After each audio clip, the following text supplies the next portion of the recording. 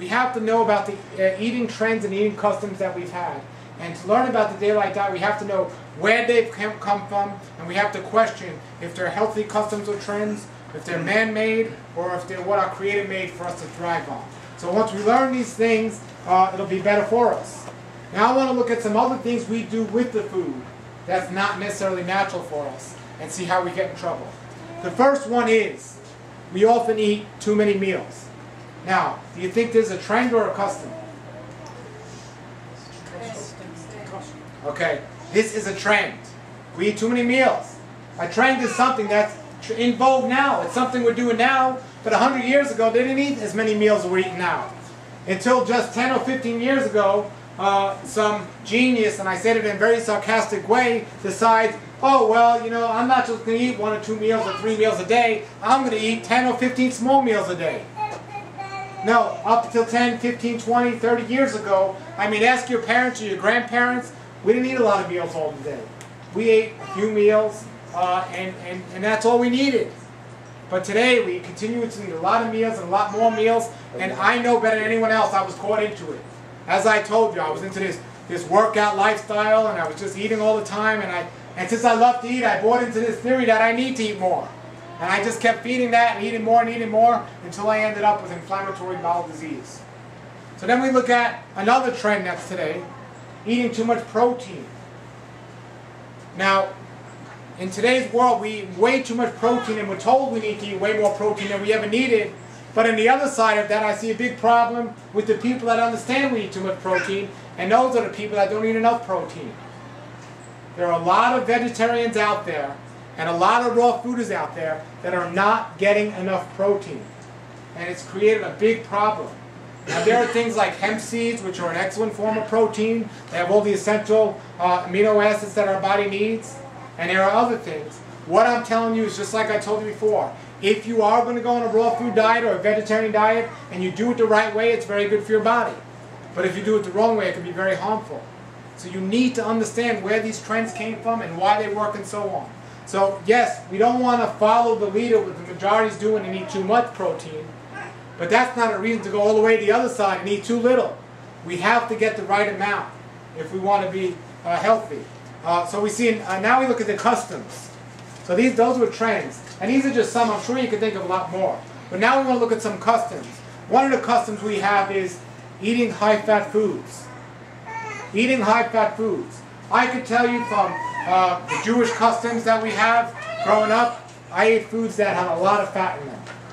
And I could tell you from spending a lot of time with other cultures and customs, traveling all around the world, the majority of the diets and the eating are high in fat. So the high-fat foods are a really big problem we have. Another custom we have is eating desserts and snacks. This is something that in each different place all around the world, some things we might even think crazy is accepted as just a snack or a delicacy in some other parts of the world. There's this guy on TV that has a TV show. His name's Andrew Zimmerman. He has a show where he travels the world and he eats all these crazy foods from everywhere else that they think is normal. Well, we wouldn't even think of eating those things. But it's customs in those parts of the world, but to us it's a crazy, insane thing, and vice versa. When I first saw that show, I thought either this guy is going to be dead or the show was going to be canceled. But the show was a big hit, and the guy, he's doing pretty well. So we have to understand, it's not just because we're not following our custom that we can run into issues. You know, he's doing other things and he's doing okay. You know, I got involved in learning about exotic fruits and vegetables from other places, and it expanded my diet, and there was so much more I could eat. But you have to weed out the things that are no good and keep the things that are good. That's the problem he has, and a lot of people have. They learn about all these new foods, but they don't change the difference from one or the other. Another thing we have is these other rituals that go around eating. We have these Hallmark holidays, as we so-called call them. The Thanksgiving holiday, where today's a holiday to stuff our face and let's eat more than ever before. I'm very sick, I can't get up from the table, I'm overweight, but it's Thanksgiving, I have to eat more. And all these other holidays and all these other traditions that we don't question where they came from, we just partake in them, and then we play follow leader to the doctor or somewhere else. So we have all these customs and trends and so on that we have to change. And the thing we're going to discuss right now is how often we actually eat. How many meals we eat each day. We look how it went from how it used to be. How did it used to be? You know, I know a guy who's 107 years old. I met him when he was 103. He's in great shape. He's really in wonderful health. And I asked him how it used to be, and he has a wonderful memory and everything. He's in Arizona, and I write about him in my book, and I write about him on my blog. In the old days, they ate 2 meals. 2 meals. That's how it used to be. Then, what became the trend? 3 square meals a day, right? 3 square meals. But then, it went from there to 5 meals. What's popular today? Oh, I need to eat throughout the day. I have to have a lot of small meals today, which I find funny because very few people eat small meals. I mean, even if it's small in size, it's still really big in calories, and it's just not that small.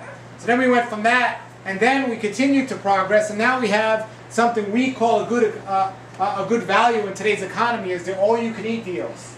We look at it as, hey, that's a really good deal. I'm going to go in there and I'm going to sit in there as long as possible and eat all I can eat because, you know, it's a good deal. But we didn't understand by eating all that food and getting sick, we're just going to have to pay the doctor more money, so it's really not a good deal. But that's what's common today, and that's what people are doing. We have become the most obese country in the world here today. But as I travel the world and I see all the McDonald's, the Kentucky Fried Chickens, and all these other places all over the world, I also see those places becoming quite obese as well. We need to do something about it. I tell people all the time, one of the most dangerous people in our lives is a good chef. Somebody that can make food taste good. Because one of the biggest killers of us today, and the biggest cause of disease, is overeating. Eating more food than our body can use, we get into trouble. Now, there are emotional reasons people eat which contribute to the problem and make it even worse. And the first 3 parts of my book is about helping your mind and your body prepare to eat less food. So not only are you not eating less food, you're enjoying not eating less food. Because when I met Dr. Bishop years ago, he said, what you want to accomplish is eat less, but you want to enjoy eating less just as much as you enjoyed eating food before. And until you get there, you're not going to be happy.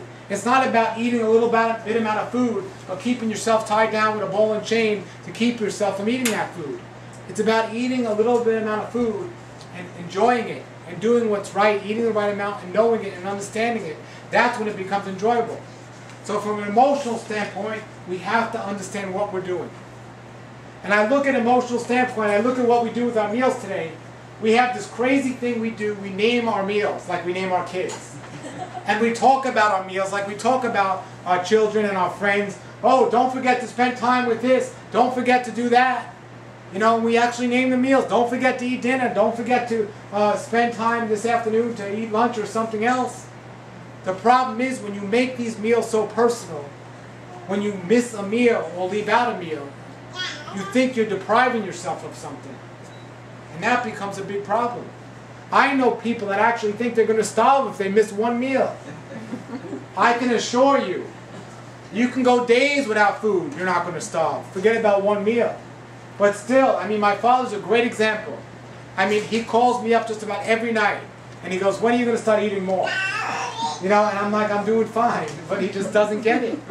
You know, so we have to change our way of thinking, and we can't be so connected to our meal times, 3 meals, 4 meals, 5 meals a day, and so on. But let's look at the names of the meals, and let's really get an understanding of what we've done, and so on, and how bad we've made it. Before we do that, how's everybody doing? Very good, Mike. Very good. I tell everyone, if you want to be successful at being healthy, you have to have knowledge, but even more important, you have to have enthusiasm. Enthusiasm makes the difference. I can tell you, I know a lot of people that have a lot of knowledge. I know a lot of people that even have willpower. But if you're not enthusiastic about it, it's just a matter of time before you're not going to be successful. So it's important to remember that, okay? How's everyone doing? Good. Okay, I'm going to ask you that again. How's everyone doing?